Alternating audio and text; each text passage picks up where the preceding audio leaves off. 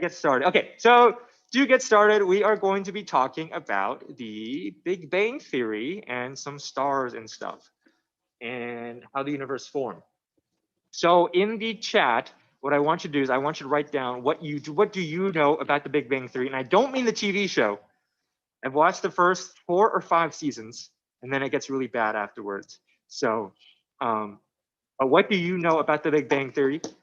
There's also a graphic organizer you can fill out as we go through this. I think we should cover most of it today, but I don't think we'll get through all of it. Um, but yeah, what do you know about the Big Bang Theory? You have at least heard of something about it, at least of the name. So what do you know about the Big Bang Theory?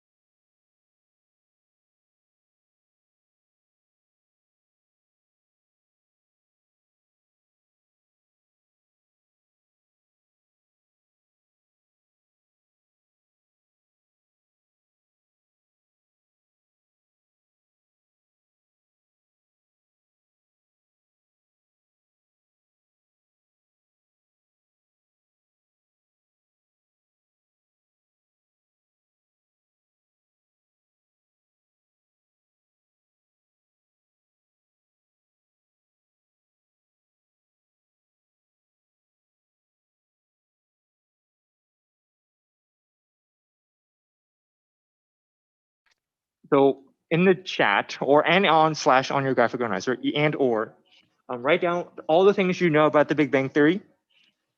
If you have never heard of it or you don't know what it is, then you can just write down, I don't know, I'm not sure. That's okay. But write down whatever you know about the Big Bang Theory. You may or may not have heard of this before. If you have never heard of the Big Bang Theory, you can also write down what you know about the origins of the universe.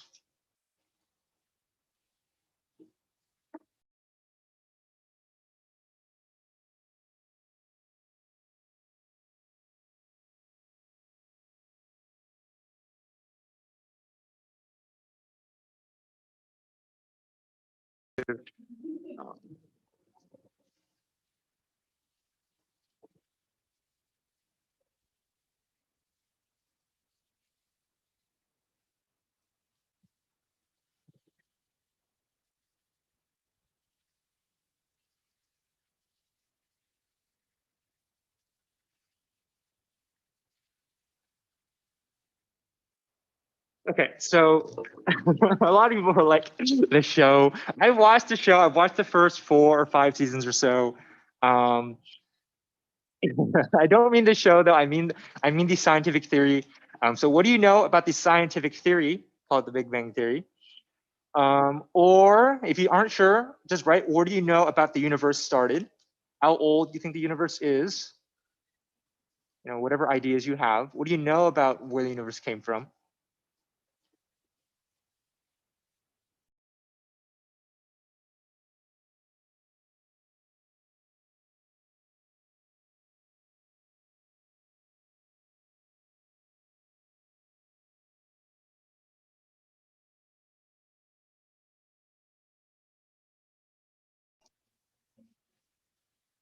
Yeah, we'll take another minute or two. Write down whatever you know about the Big Bang Theory. I should just make you write down what you know about the show. That'd be funny too. Um,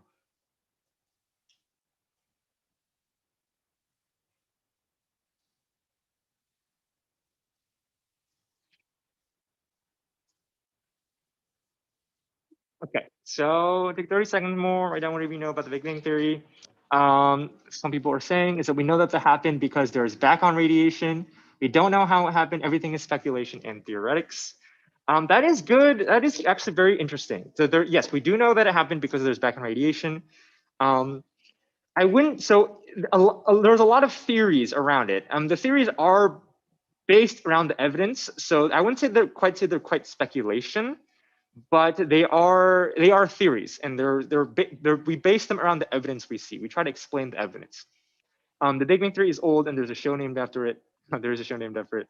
It's a theory: big star, something explodes, send matter flying across the cosmos, and boom, 4 billion years later, people in apple trees. Huh. People in apple trees. That's good.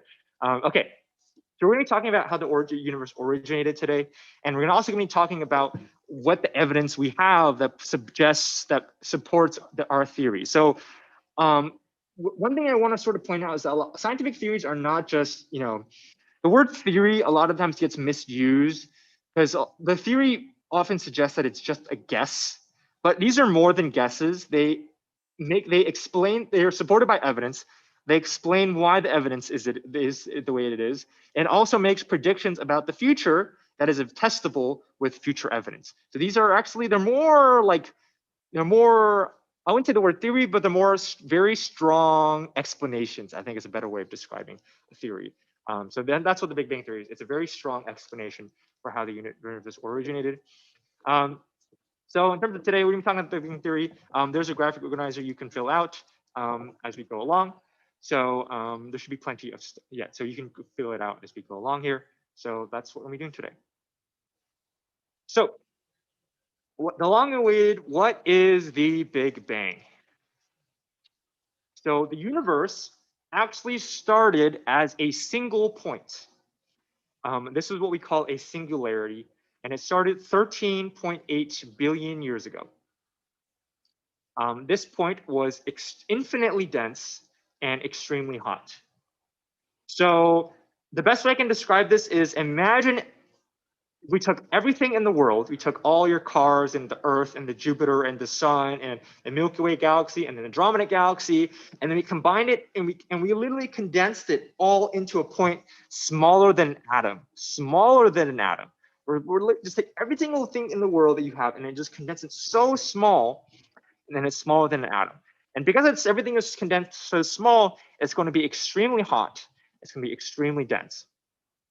And the universe started off as this point 13.8 billion years ago, and it's what we call a singularity. We do not have any ideas of what happened before the Big Bang. I don't think it's ever possible to know anything that happened before the Big Bang, because all of our laws of physics and science that we know originated from the Big Bang. Anything before that, it's just, there's nothing that we know. So, but we do know that our universe started 13.8 billion years ago. It started as a single point that was infinitely dense and extremely hot. So the next thing that happened after the Big Bang is, so there's a common, I guess, misnomer, that the universe exploded. It's not quite that it exploded, because usually an explosion involves like a chemical reaction and then like bam, explosion. It's actually more of, imagine if you started off with a really small balloon and then you inflated it really quickly. So that's what happened with the universe. It's not that it exploded, it's more that a balloon got inflated. So you have this really small point, and then at that point is being inflated to a bigger and bigger and bigger and bigger area. So basically the universe is expanding very quickly. And so it's sort of, and in a sense, it's kind of like an explosion, but it's really just that the universe is expanding. You're more like you're blowing up a blowing balloon. And so this is what we call the process of inflation. So just like you inflate a balloon, the universe also got inflated also started inflating early on. So as the universe started getting bigger and bigger and bigger, it also started cooling down a lot, right? So the more condensed things are, the hotter it is. As it gets bigger, it's cooling down. It still was very hot early on, but it's just getting cooler and cooler as it's expanding. And we call this process inflation. So the main piece of evidence, so the thing is, we aren't just hypothesizing that the universe is expanding. We actually know that it is expanding because of something that we call redshift. And I'll talk about redshift in a second, but that is the main piece of evidence that we have that supports the fact that the universe is expanding. And it's something called redshift. So you'll definitely need to know what redshift is. Redshift is very important. It's kind of complicated as well. So I'll try my best to explain it and try your best to try to follow along here. Let me know if you have any questions. Redshift is very important because it's very important. It's very important. It's because it's kind of a complex topic, but it's also one of the main pieces of evidence we have that supports the Big Bang. I once again want to reiterate that this is a theory that is supported by evidence, something that is testable in many ways.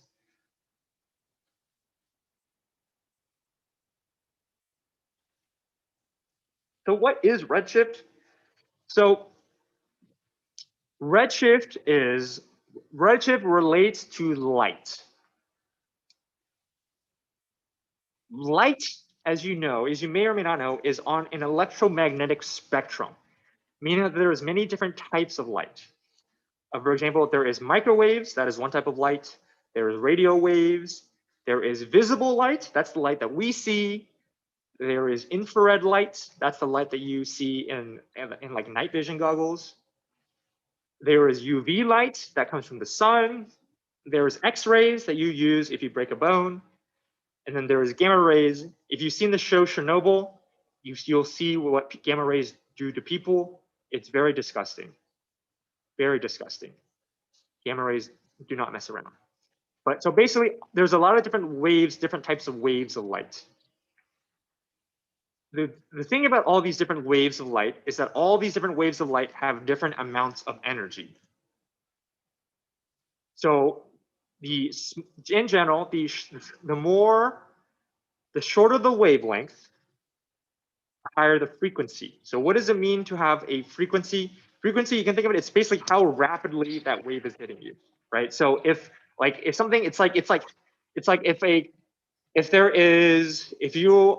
like one person passing a stoplight every minute versus 10 people passing a stoplight per minute, the 10 people passing the stoplight per minute is going to have a higher frequency. So, and what that means is that when it has a higher frequency, that wavelength of light is going to have a higher energy.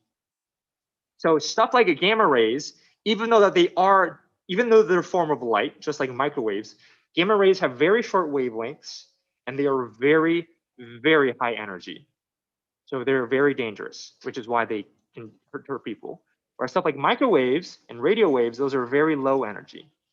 So that's why you can sit next to your TV or your radio or your microwave all day long, and then it'll never hurt you because they're less energetic than visible light. So they're not harmful to you at all. So what redshift is when the radiation that we observe has actually decreased its energy. So basically, the reason why we call it redshift is because red visible light, is less energetic than blue light. So that's why we call it redshift, because it's shifting towards a lower energy. That's very important. Redshift is when radiation has decreased its energy. So what originally started, so if something originally started off as blue light, and it came to us, and when we observed it, it came to us as red light, then that wavelength of light got redshifted. Because originally was a higher energy, a higher wavelength of light, like blue light, but when it arrived to us, when we observed it, it was red. So it actually lost energy on its way here. So let's say, for example, let's say the sun emitted an X-ray. So when it left the sun, it was very high energy, very high frequency, low wavelength. But when it arrived to us, let's say it arrived to us as in the form of a microwave. Well, that wavelength lost a lot of energy because it went all the way from the X-ray all the way to a microwave. So we would say that that wavelength of light was redshifted because it lost a lot of energy on the way here.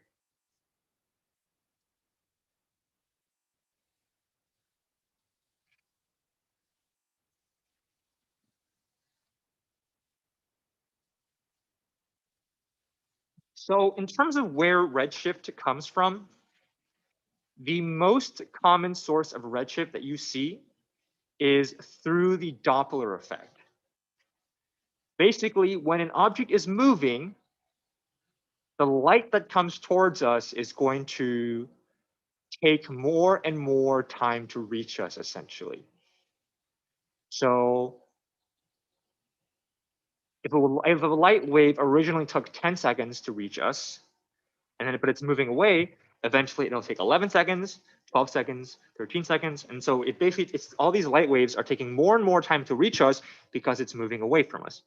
So when it's taking more and more time to reach us, the frequency of the light is going to decrease because the frequency is how often that light is hitting us, essentially. So if the amount of light if the frequency of the light is decreasing because it's taking more and more time for it to reach, that means that the energy of the light is going to decrease. So this is actually how radar detectors work. When you are moving in your car, the movement of the car is going to condense or it's going to expand these light. It's basically if you're moving towards the radar detector, all these light waves are going to get packed closer and closer together. As you're moving away from the radar detector, you're moving farther away from us, and all that light is going to start spreading out. And so the amount of light, and that light is also going to be redshifted.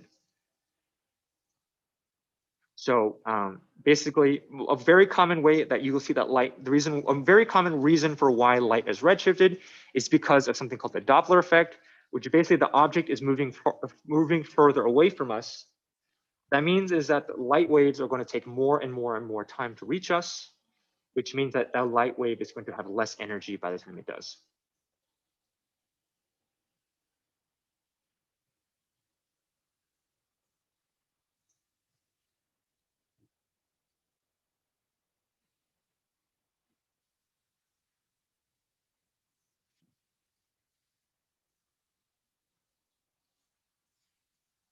Okay, so just like you can redshift light, you can also blue shift light. So the reason why we call things redshift is because red is less energetic than blue. So when light moves towards the lower end, we call it redshift. On the vice versa, if the light is moving towards the blue end, so moving towards a faster frequency, the light is going to become more energetic. And that's what we call a blue shift. So usually what happens with a blue shift is the object is moving towards the Earth, and in which case the light is going to take less and less and less time to reach the Earth, which is going to increase the frequency of the light, which is also going to increase the energy of it. So that's basically when the object is coming towards the Earth, so all the light waves are going to be packed closer and closer together, which means the light is going to be more energetic, which is what we call a blue shift. So red shift is when the light waves arrive, when they arrive Earth, they have less energy than when they started off with. Blue shift is when the light is the opposite. When it arrives at Earth, has more energy than what it originated with.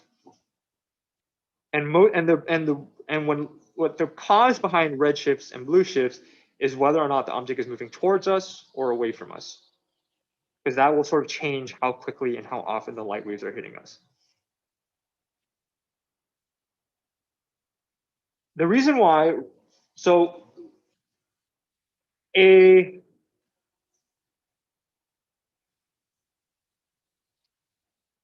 another way that we see redshift is because the universe itself is expanding. So when the universe is expanding, the light waves that are coming to us, all this light is being stretched out. It's basically like imagine if you had a slinky and you were pulling the slinky away from each other.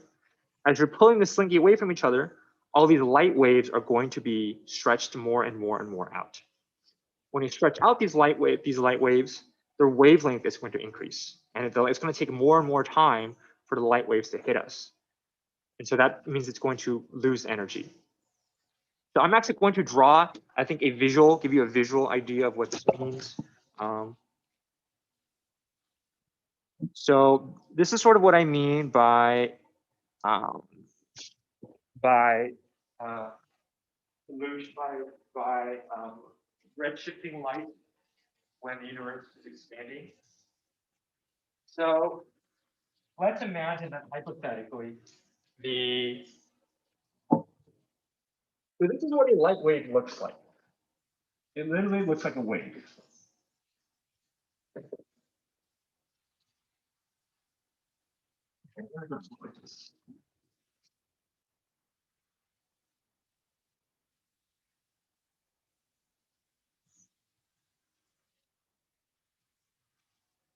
So this is what a light wave looks like, right? And so in terms of definitions, a wavelength is basically how long the distance is between a peak and another peak. So this is a wavelength. Light waves with a longer wavelength have lower energy. Light waves with a shorter wavelength have higher energy. Basically, if I was a person here, right, the wavelength in a wave sort of tells us how often each one of these waves is going to hit us. So we're going to be hit by one wave, be hit by another wave, and hit by another wave. So it's like imagine if you're like in the ocean and these waves are just hitting you. The more often these waves are hitting you, the more energy they're going to have. So if these waves are really close together, right, you're going to be hit by these waves all the time. So these waves are going to have a lot more energy. If you're taking you like 10 minutes to get hit by between waves, these waves are going to have a lot less energy. So that's what I mean by wavelength. It's the distance between these waves. And that's sort of what I mean by how frequent the waves are hitting you. The longer these wavelengths are, the more time it takes to hit you, the less energy it's going to have. So when the universe is expanding,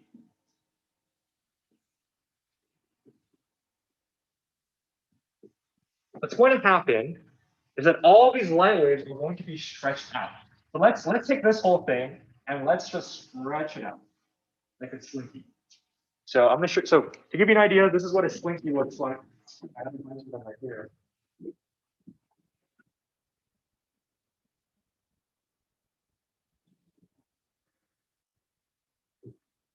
So let's imagine this slinky as a bunch of light waves. So each one of these coils is a different wavelength of light. So right now, all these wavelengths are pretty compacted. So there's a lot of like, all these wavelengths of light are pretty compacted. So they're pretty close together. Okay, so all these wavelengths of light are pretty close together, so they're pretty compacted. When the universe is expanding, you're literally taking this slinky and then you're expanding it. So notice how when you expand it, all these wavelengths of light are getting farther and farther and farther apart. So that means it's going to take more and more time for these light waves to reach us. So we're literally going to take this wavelength and we're going to expand it.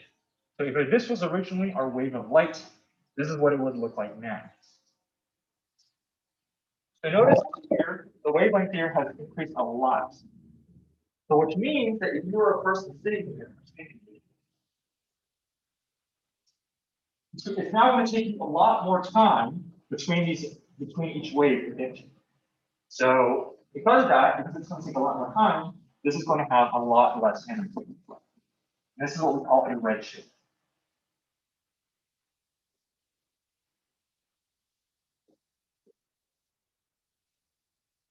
So the thing is, the Big Bang Theory is predicting that our universe was expanding. It originally started off as a single point, and it expanded rapidly outward. Well, when we actually observed that light from other galaxies was all redshifted, we actually observed that all this light from other galaxies were redshifted, which means that one of the only ways this could happen was if the universe was expanding. That would redshift all the light from these other planets. And so to give you an example of what a blue shift is the opposite. Basically, if we condense the slinky, this is what a blue shift will look like. But we're mostly going to be talking about redshifts here.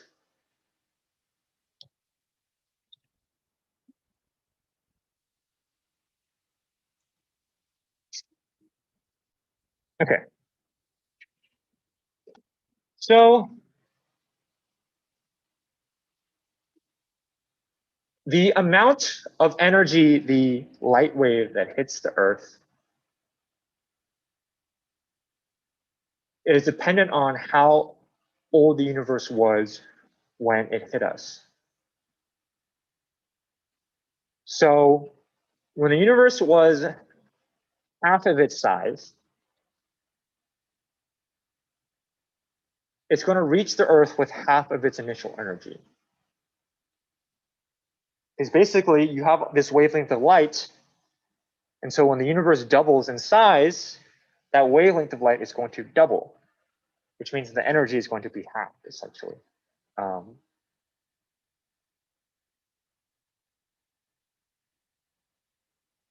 one thing that we also noticed is that the farther away the object is, the more their light is redshifted.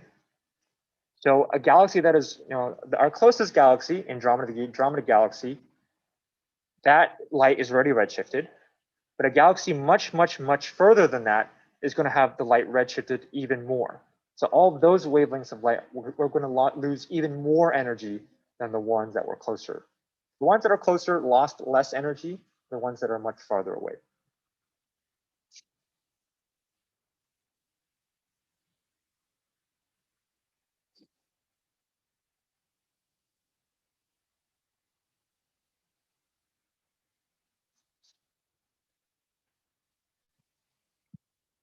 So not only is the amount of light from other galaxies redshifted, the amount of the redshift increases as the galaxies get further and further away from us. So what I have here is a chart, a graph, if you will, of the redshift of the galaxies as a function of their distance. So on the x-axis here, this is the redshift. This is how much they're being redshifted. On the y-axis here, this is how far they are away from us. So as you can tell here, the farther up we go, the more the galaxies are redshifted. And then the most redshifted galaxies are the ones that are farthest away from us. What this means is that not only is the universe expanding, it's also expanding at an accelerating rate. So how fast the universe is getting bigger is increasing.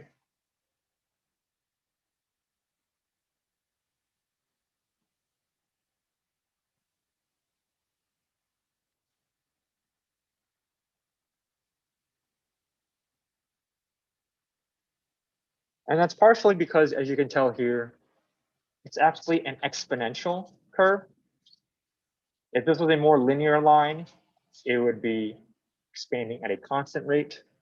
But because this is an exponential graph, this means that the universe is expanding at an accelerating rate. It's getting faster and faster and faster. So what this means is that eventually, how quickly the universe is expanding is going to exceed the speed of light. So the speed of light is the limit of how fast things can go. Nothing can go faster than the speed of light. So which means that at some point, we will no longer be able to see faraway galaxies. So we basically will never know that they ever existed.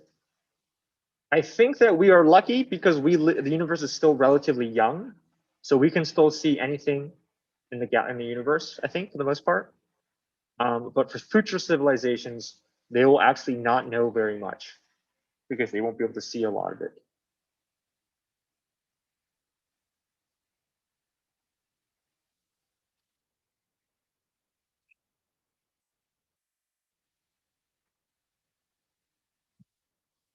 So the universe, as a recap, the universe started off as a very small point. It then started expanding. And as it started expanding, it got cooler. So eventually, it got cool enough where it could create the following 4 particles. So before it was just too hot. These things would just break down immediately.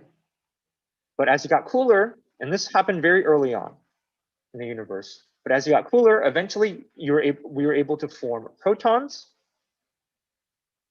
which are positively charged elementary particles, electrons, which are negatively charged elementary particles, neutrons, which are neutrally charged elementary particles, and photons, which are massless particles of light. So we were able to form these 4 particles as the universe cooled enough and it got big enough. So I remember at this point, though, the universe is still very small and it's still very hot, but it was just cool enough and cool enough where we were able to make these 4 particles. However, these particles couldn't do anything at the moment. it was still too hot for these particles to really combine into anything. So it's just, all this other, the sea of quarks. If you don't know what a quark is, basically a quark is, basically a proton is what we consider the smallest, one of the smallest elementary particles. But these protons are actually consisted of even smaller particles called quarks. And those are, what's the word? Wild. Those are wild, absolutely wild. But I can't really go into that because I don't know enough about it. But yeah, basically we're able to form these four particles, and these four particles couldn't really do anything at the moment. Eventually, though, the universe was able to cool down more. So it continued getting bigger. It continued cooling down more. Eventually, it got cool enough where these protons were actually able to do something. So because most of the protons were able to combine with electrons to form hydrogen atoms. So that's what most of the protons did. Now, some of the protons and some of the neutrons were actually able to create more heavier particles. The heavier particles that were made, heavier atoms, that were made were helium and lithium. Nothing heavier than lithium. Lithium is the biggest element that the Big Bang Theory was able to make. And we call this process nucleosynthesis, which I will talk about in a few slides. But yeah, most of the protons and electrons were able to form hydrogen. Some of them were actually able to form bigger ones like helium and lithium, but nothing more than this because this process once again took place in a very short time frame. So we weren't able to make any heavier particles than lithium because making heavier particles than lithium is a very difficult process and it takes a lot of time. And the universe just simply wasn't, the fusion process in the early universe simply wasn't long enough time-wise to form heavier particles than lithium. And remember that before this, we had tons of protons and electrons and neutrons floating around, but it was too hot for them to form anything. Once it cooled down enough, we were able to, these protons and electrons and stuff were able to form hydrogen and helium and lithium. So what is the implication of this? So prior to the formation of hydrogen atoms, when you had our protons, electrons, and neutrons and stuff, we also had a bunch of photons. And you can think of photons as literally just light. We had a lot of light. But the problem is you had a lot of light that couldn't go anywhere. Because the density of the particles, because the universe was so small, the density of particles was just way too high for the light to go anywhere. So it's like imagine, I want you to imagine running around in like a very crowded, imagine if you're trying to drive on a completely gridlocked freeway. So you're basically going like 1 mile an hour. It's so dense, so the photons weren't able to go anywhere. So if you're a photon, you're on a car in the freeway and you couldn't go anywhere. There was just way too many particles going around. Eventually, though, when the universe got cool enough and big enough, all these particles were able to form hydrogen atoms. So basically, the amount of cars on the freeway got reduced.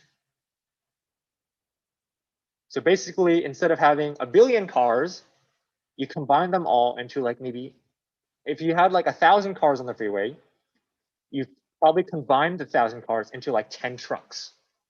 So you have a lot more space to work with. Because you have a lot more space to work with, these photons of light that originally couldn't go anywhere, now they have space to move. So originally, when we had the soup, so we actually call this phase the dark age of the universe, when the light couldn't go anywhere, when there was too much protons and stuff, because the density was too high. When it got cool enough, we were able to form hydrogen, and now these photons of light could actually travel through the universe. So the first wave of photons, they carried with them all this leftover energy and radiation from the Big Bang. So originally in the Big Bang, you had tons and tons of energy, and then a lot of this energy made protons and neutrons and electrons and stuff. And there's a lot of leftover energy in the photons. And then these photons carried with them the energy from the Big Bang out into the galaxy, out into the world, out into the universe. This and there was basically there was a massive influx of these photons, of these radiation. It all happened like very quickly, all at once, and they carried with them a lot of energy. And because this happened a very long time ago, these photons had plenty of time to travel the universe, which means that as the universe was expanding, all these photons got redshifted. And we were actually able to predict how much they would redshift. We actually predicted that they should be detectable in the microwave spectrum. So all these very high energy waves that originated from the universe, they got redshifted so much that they actually are microwaves now, which are very, very low energy.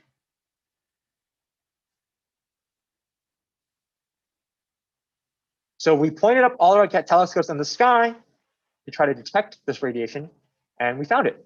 We found a massive amount of radiation that is all in the microwave spectrum, which could not have happened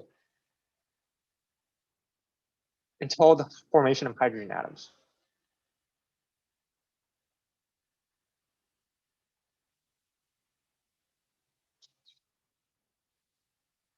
Okay.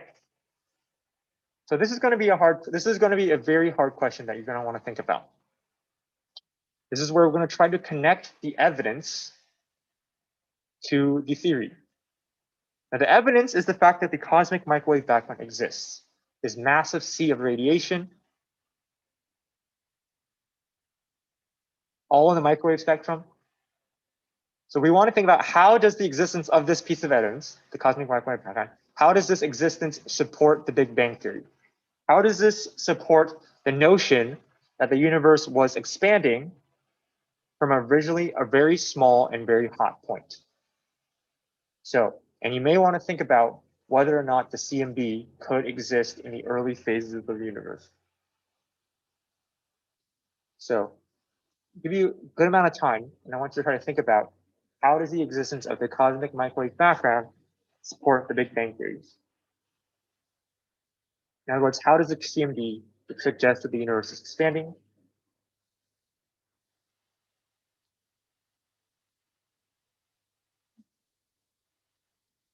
And I'm going to put you in groups for this, and you can discuss with your group how you think that the evidence supports the Big Bang theory.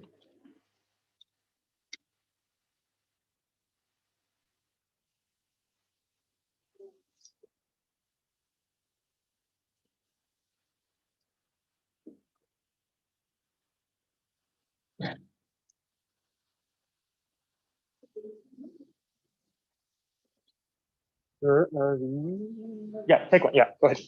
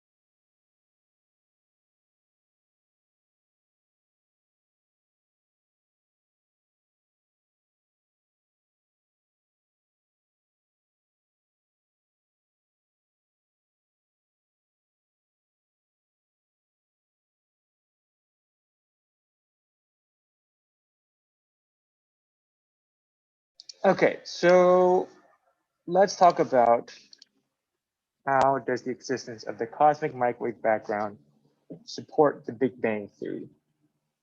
So to review, the cosmic microwave background is this basically this massive amount of radiation of light that came all at once. So basically, like imagine like a bunch of first graders in a classroom, and then someone yelled recess and opened the door. Right now, all this radiation, all these first graders are running out, and so the only way this could have happened is if they were sort of bottled up in the first place. So what could have prevented all these photons from running out and escaping? The only way it could have done that is if the universe was very hot and very dense. If it was very hot and very dense, there would have been too much stuff for the universe, for all these photons to escape. But this means that this must suggest that our universe had to have been a lot smaller and a lot hotter back in the day. And that as it got bigger, eventually all these smaller particles were able to form hydrogen atoms and allow all these photons to escape. So what this tells us is that the CMB tells us is that the universe had to have been smaller, and much hotter in the past, which is what the Big Bang Theory is saying. The universe was very small and expanded very quickly. Now, additionally, just the existence of the cosmic microwave background gives us support for the Big Bang Theory. What also gives us support is the fact that the CMB is now observable in the microwave spectrum. So originally, all this light was very high energy, right? It's literally coming from the Big Bang. All this energy was very high energy, very high density. All these light waves are very high energy. But now we observe them in the microwave spectrum. So by the time now that we observe them, they're very low energy. So how could all this high energy light that originated from the universe suddenly be low energy? So this is what we call the process. So what do we call the process of shifting high energy light to low energy light? We call that redshifting. So redshifting is when higher energy light loses its energy and becomes lower energy light. And one of the ways that you could have redshifting is if the universe was expanding. So if the universe was expanding between when the CMB first originated to when we observed it now, the universe was expanding, all this light would have lost its energy. So the fact that all this radiation is now observable now in the microwave spectrum tells us that the universe must have been expanding between when the CMB originated to when we observe now. So what this tells us is that, so in summary, the CMB tells us that the universe must have been very small and very hot at some point, and that the universe expanded from since then. So that sort of is, in many ways, is the crux of the Big Bang Theory, right? The universe is very small and very hot back in the day. Now it's much bigger. Yeah. So it's going to be very important to sort of be able to make the connection from the evidence to the theory. So that's sort of a very quick summary of it. The Big Bang Theory also makes some other predictions as well.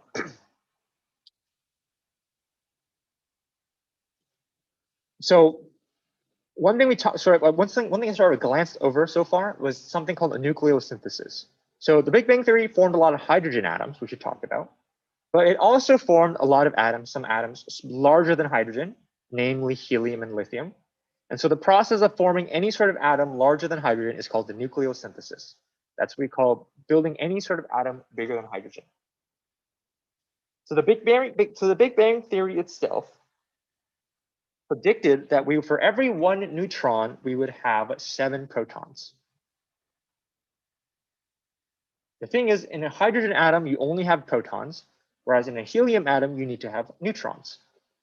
So basically, based on the ratio of things, the fact that it's 7 protons to 1 neutron, the Big Bang Theory would have predicted the universe would have been roughly 75% hydrogen and 25% helium.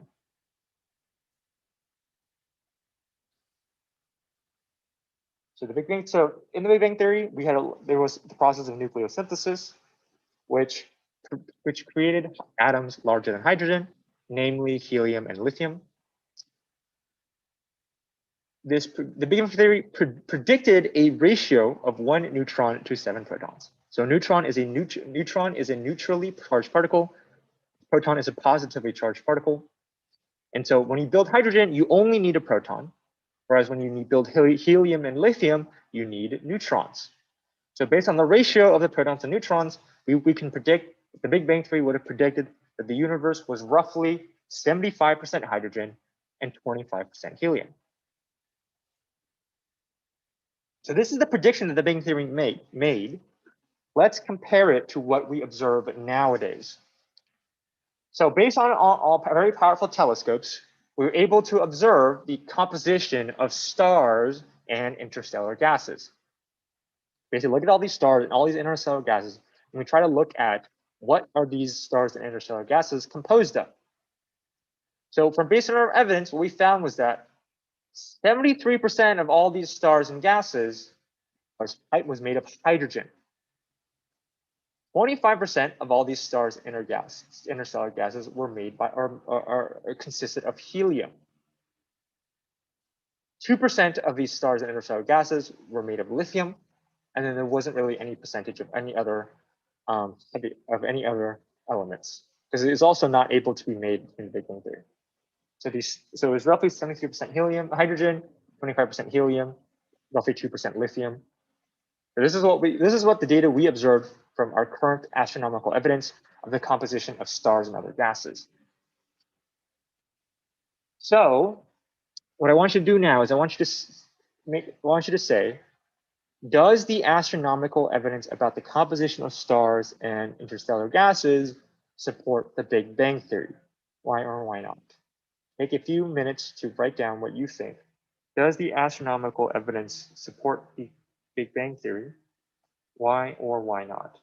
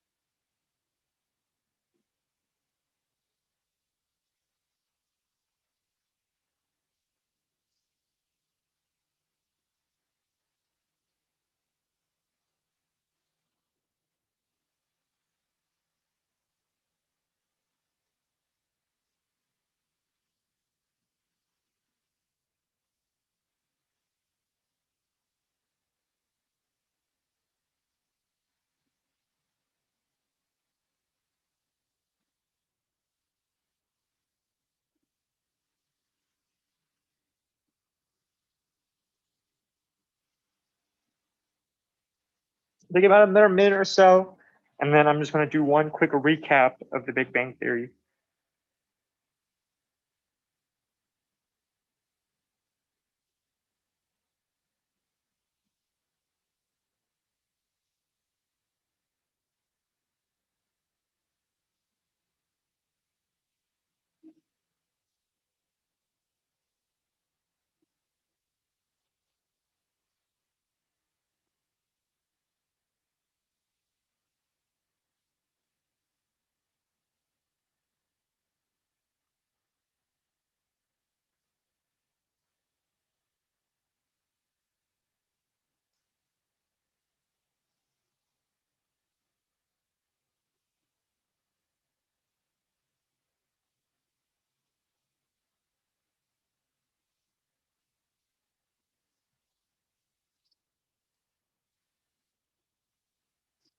So once you sort of written down whether or not you feel like the astronomical evidence supports the Big Bang Theory, I'm going to do a quick recap of the Big Bang Theory. No, not the TV show. So the universe itself started as an infinitely small and extremely hot singularity. What then happened was that the universe then began expanding very rapidly. And we know this because light from all these other different galaxies were all redshifted. So we actually know what the light spectrum from these galaxies should look like, right?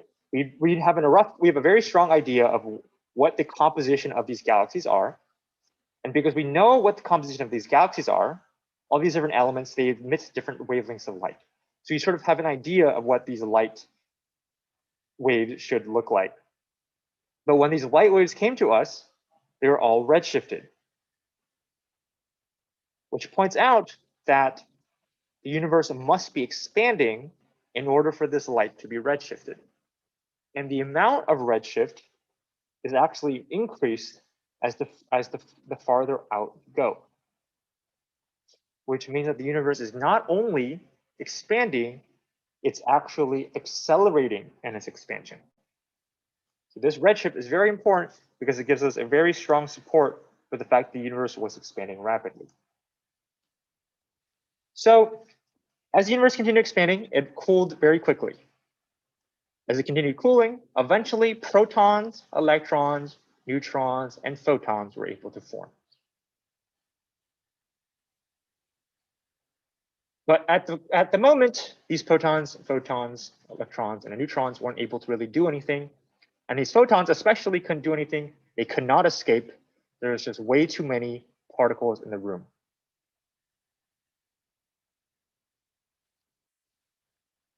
As the universe continued cooling, most protons were combined with electrons to form hydrogen atoms. By forming hydrogen atoms, this reduced the density of the universe and allowed these photons to travel freely through the universe. So suddenly, all of this leftover radiation from the Big Bang, suddenly all of this radiation could go places. And this massive influx of radiation left over from the Big Bang is what we call the cosmic microwave background. So the cosmic microwave background cannot exist if the universe was not, the cosmic microwave background cannot exist unless the universe was smaller and denser in the past, because there needed to be a way to sort of bottle up all this radiation. And the fact that all this radiation is redshifted to the microwave spectrum tells us the universe is expanding, which also supports the Big Bang. Now some neutrons and protons were able to create hydrogen and helium and lithium through what we call nucleosynthesis. And the Big Bang actually predicted that the mass of the universe would be roughly 75% hydrogen and 25% helium, based on the prediction for the Big Bang. And this is actually consistent from our astronomical observations of the universe. So we observed all these stars and gases, and we actually determined that, you know what, it is roughly 75% hydrogen and 25% helium, which is a very strong support for the Big Bang theory as well. This is a very, very important prediction that is supported by evidence. Now, additional elements in the Big Bang were not able to be formed, as the fusion process in the Big Bang theory was just way too short for any other elements. So all other elements like oxygen, carbon, and stuff that had to be formed elsewhere without something what we will learn later on. But the Big Bang did not create these elements. So that is pretty much the Big Bang theory in a T. It's more complicated than this. There's more things involved. But this is the gist of the Big Bang. So hopefully you learned something from this. I think that will be it for today. I think we actually did cover everything in the graphic organizers. That's good. So I would recommend just sort of reviewing the stuff we learned and sort of revisiting the evidence. That the most important thing here is looking at the evidence that we have to support the Big Bang and figuring out how to explain why the evidence supports the Big Bang, because that is something that we will be doing quite a bit. Other than that, that should be it for today, and I'll see you guys on Friday. Thank you, Mr. Yu. Thank you. Thank you.